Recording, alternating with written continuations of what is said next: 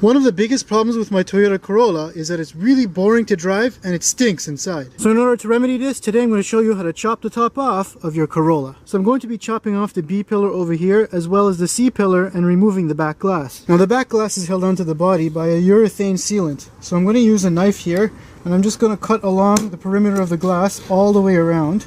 And I've ran some bicycle cable through the sealant of the back glass here, and I'm just going to run it in a zigzag pattern all the way along to cut the sealant as I go around the perimeter. Now that the back glass is free from the body, I can pick it up and remove it from the vehicle. Now as you can already tell, I've got the interior stripped out, and that will help with cutting the B pillars as well as the C pillars so there's no trim in the way. Now the top here, you're going to want to disconnect your dome light wiring and anything that runs on top of the roof. Now up at the top here, we have this beam that reinforces the windshield, so you're going to want to keep that, and when you make your cut along the roof, you're going to cut behind that and then around here. Now you're going to want to remove any trim along the outside that's going to bother your cut. So I'm going to make an incision along the B pillar over here. I'm going to place this tape on here as a guideline, and it will be at the same level as the door over here. Now I'm going to chop this B pillar.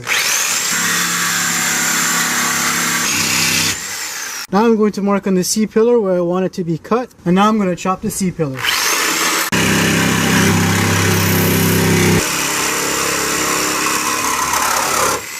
Now I'm going to lay out some tape on the top of the roof where I'm going to make my cut. And now I'm going to make my cut along the roof. Now with all the pillars chopped off, I'm going to remove the roof from the vehicle. And that's pretty much what a topless Corolla looks like. Now also as a bonus, I've got myself a free table where I can put my tools or my parts on.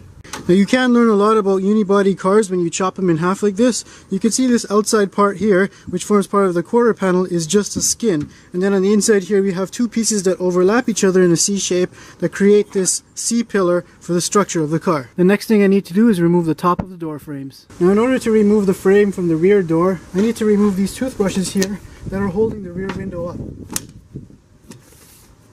Now I'm going to remove the rubber that goes around the windows. Now because this glass is going to jiggle around when I'm using the saw, I'm just going to use my brother's toothbrush here to secure the glass while I'm sawing. And now I'm going to remove the door trim from the rear door on the B pillar.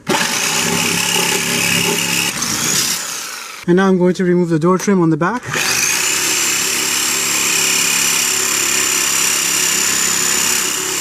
Crap, I think I cut my brother's toothbrush in half. Shoot. And now I'm going to cut the C pillar door frame.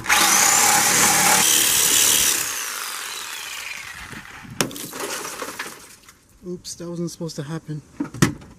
And this is pretty much what the car looks like with the top removed. Now all that's left is to replace the entire interior. Alright, I've got the carpet in there. I've got the rear seats in. Now I've got the dashboard installed. And finally I've got the front seats installed to complete the interior. Now the interior here should have no problem airing out that stinky smell from this topless sedan. And that's pretty much all it takes to transform your boring beige Corolla into a unique, fun, and ultimate driving machine.